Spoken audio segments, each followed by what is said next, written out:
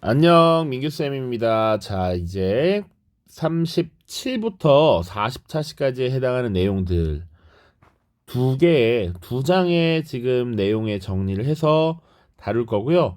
영상으로는 지금 몇 개를 봐야 할까 고민이 조금 되는데, 아마 이 페이지는 2개 정도면 될 것 같습니다. 그리고 다음 페이지는 가능하면 1개 끝내보도록 할게요. 자, 보겠습니다. 자, 개화 정책을 둘러싸고 갈등이 일어나다부터 갑신정변이 일어나고 열강의 대립이 커지다. 요걸 묶어서 일부 한 세트 다룰 거고요. 뒤에 두 번째가 있습니다. 그리고 또 봐야 되는 것은 우리 프린트 34차시 끝에 조선에서 개국 통상론이 등장하다라는 부분 약간 조금 더 들어갈 수 있습니다. 자, 봅시다. 자, 지금 아예 한 개 표에다가 지금 다 때려 넣었는데 좀 내용이 많습니다. 자, 그래서 처음에 뭘 볼 거냐면 우리 지난 시간에 이제 조약이라는 걸 체결하고 이제 우리가 문후를 개방했다라고 했어. 그러면 우리가 문후를 개방하고 어떤 개혁 정치를 추진했는가 보도록 하겠습니다. 자, 근대 문물 도입을 위한 시찰단 파견, 이게 첫 번째야. 자, 볼게요. 시찰단이라고 하는 것은 말이 어려워. 그냥 보러 갔다 오는 거야. 보고 관찰하겠다라는 얘기고, 이꼴 사신이라고 보면 돼. 사신, 사절단을 파견했다. 사절단 혹은 사신. 됐죠? 자, 그래서 1876년 제1차 수신사를 파견하게 됩니다. 요거 일본의 요청을 받았습니다. 강화도 조약을 체결하면서 이제 문호를 개방했으니 일본이 우리 이렇게 바뀌었어 한번 보러 와 라고 한 것이죠.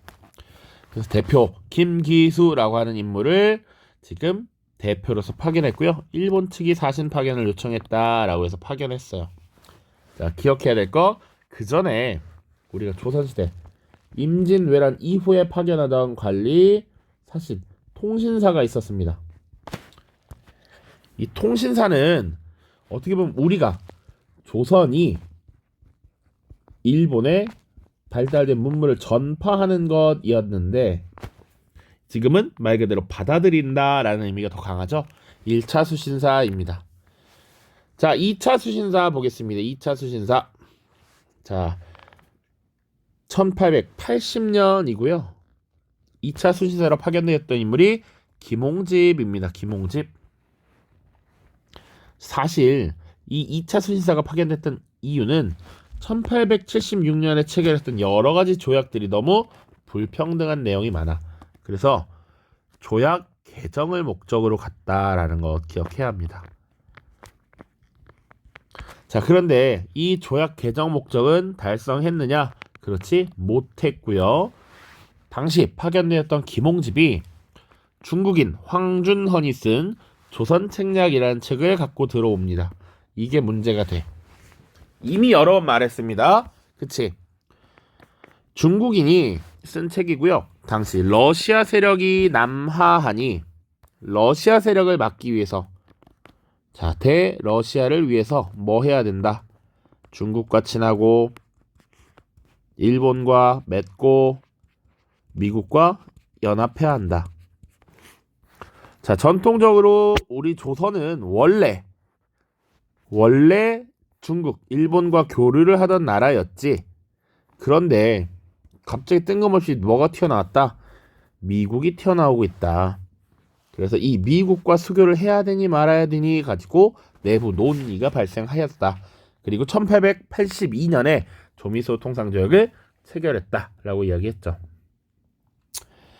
그 다음입니다. 자, 지금 이 두 개 다 일본에 지금 사실 파견했어요. 그런데 사실은 한 번 더 파견합니다. 1881년 조사시찰단이라는 명목으로. 그런데 지금 일본의 발달된 문물을 살펴보기 위해서 사신단을 보내는데 이게 너무 많이 보내다 보니까 우리 조선의 선비들이 반발을 해요. 그러다 보니 눈치 보지 않게 몰래 보내는 암행어사의 형태로 보냅니다. 당시 파견됐던 인물이 박정량이라고 하는 인물이고요. 이 박정량은 나중에 1898년에 당시 거의 관리들의 대장 노릇을 하고 있습니다. 또 뒤에 나올 거야. 그래서 박정량을 비롯한 여러 관리들이 몰래 일본에 가서 일본의 정부기관 그리고 산업시설을 시찰하고 기존에 이 수신사들이 갔다 왔던 것도 마찬가지였겠지만 갔다 와서 보고서를 제출하겠죠. 이것이 우리가 개화정책 추진을 하는 자료로서 활용이 됐다. 추진 자료. 자, 지금 이렇게 일본에만 벌써 3차례의 사절단을 파견을 했습니다. 자, 그리고 1881년에 청나라에 파견했던 사절단이 있습니다. 그것이 영선사야. 이건 청나라입니다. 대표로 파견했던 인물 김윤식이라는 인물이고요. 근대 무기제조법 그리고 군사훈련법을 습득하는 것을 목적으로 했습니다. 그래서 당시 난징에 금릉기기국이라는 것을 참관하고 왔는데 귀국한 이후에는 근대적인 무기공장인 기기창이라고 하는 것을 설립했다. 기기창. 영선사와 관련이 있습니다. 자, 그 다음 1883년에 파견된 사절단인데 보빙사라고 하는 사절이야. 이것은 미국에 파견됐습니다. 미국 최초의 구미 사절단이다.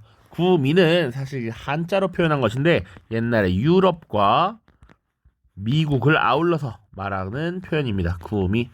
유럽을 한자로 쓸 때 구라파라고 썼어요. 그래서 구미 사절단. 조미소 통상조약에 체결한 결과였고요. 이때 미국이 우리 조선에 공사관을 설치합니다. 그리고 외교관인 공사를 파견하지. 그것에 대한 답례로서 우리가 지금 보빙사라고 하는 사절단을 파견했다. 이 정도 보시면 돼요. 자, 그 다음입니다. 제도 개편. 정치기구의 정치기구 통리기무아문이라고 하는 것을 설치한다. 개혁을 총괄하는 기구로서 1880년에 설치됐고요. 그럼 기존에 원래 의정부 6조 체제는 어떻게 했느냐? 의정부 6조 체제는 원래 그대로 있고 개혁을 총괄하는 별도의 기구로서 통리기무 아문을 설치했습니다. 자, 그리고 의정부 밑에 6조가 있듯이 통리기무 아문 밑에 12사를 두어서 실무를 각각 나누어서 맡도록 했다라는 것. 제도 개편, 개화 정책의 내용이었습니다. 그리고 군사 봅시다. 우리 조선 후기에 5군형 체제가 확립되었다라고 했죠. 훈련도관부터 금위원까지. 이것을 2개의 부대로 재편합니다. 5개를 2개로 줄여 무위형과 장어형으로 줄이고요. 그리고 신식 군대인 별기군을 창설합니다. 신식 군대. 원래 또 공식적인 명칭은 교련병대라는 겁니다. 어쨌거나 신식 군대를 창설하기 위해서 기존의 군인들을 줄였다라는 것. 그리고 또 문제가 되는 것은 뭐냐면 이 신식 군대는 새로운 군사훈련법 신무기에 대한 교육이 필요하죠. 그래서 일본인 교관을 들여오게 되고요. 그리고 이 신식 군대와 구식 군인에 대한 차별이 나타납니다. 그래서 이런 차별들이 계속 쌓이다가 누적되면서 빵 터지는 게 뭐야? 바로 1882년 이모군란이라고 하는 사건이죠. 요거까지 같이 연계를 시켜서 보면 좋겠습니다. 되었죠? 자, 우선 요거 잠깐 짧게 하나 가고요. 이제 뒤에 개화파 형성과 분화, 개화정책의 추진, 그리고 위정척사파의 변천 쭉 살펴보도록 하겠습니다. 교과서만 보고 마무리 지을게요. 자, 101쪽입니다. 개화정책을 둘러싸고 갈등이 일어나다. 자, 그림은 1876년 1차 수신사 일행이 요코하마 역으로 가는 모습을 취재차 파견된 런던 뉴스의 화가가 그린 것입니다. 자, 고종은 수신사를 파견하기 전에 김기수를 만나서 들을 만한 모든 일은 하나도 빠뜨리지 말고 반드시 기록해오라 라고 거듭 당부하였습니다.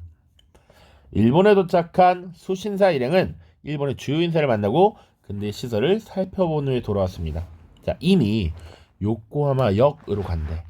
자, 당시 19세기 이미 이 시기에는 철도라고 하는 것이 놓이기 시작했거든. 일본이 그만큼 이미 발전해 나가고 있었다. 그런데 우리는 열심히 가마 타고 다니고 있죠. 자, 개화 정책의 추진 딱 한 페이지만 보면 됩니다. 강화도 지역 체결 직후에 정부는 수신사를 파견했고요. 1차 수신사 김기수 일행은 근대 시설을 수찰했습니다. 1876년 강화도 조약 체결 직후. 일본과의 조약 개정을 위해 파견된 2차 수신사 김홍집은 목적은 이루지 못했지만 발전상을 살펴보고 돌아왔고요. 조선 정부는 이들의 시찰 의견을 바탕으로 대외관계 변화에 대응하고 근대 문물을 수용하기 위해 개화 정책을 총괄하는 통리 기무하문을 설치했습니다. 이게 뭐냐? 오른쪽 보면 의정부와 별도의 기구로 조직되어서 외교, 무역, 군사 등 부국 강병과 관련된 개화 정책을 추진했습니다. 또한 군사제도를 개편하여 5군형을 무이형, 장어형의 2형으로 통합했고 일본인 교관의 훈련을 받는 신식군인 별기군을 창설했습니다. 또 정부는 관료들을 비밀리에 조사시찰단으로 일본에 파견해서 더더욱 보고왔고요. 더불어서 김윤식을 영선사로 임명해서 청나라에 가서 이것저것 배우게 왔다.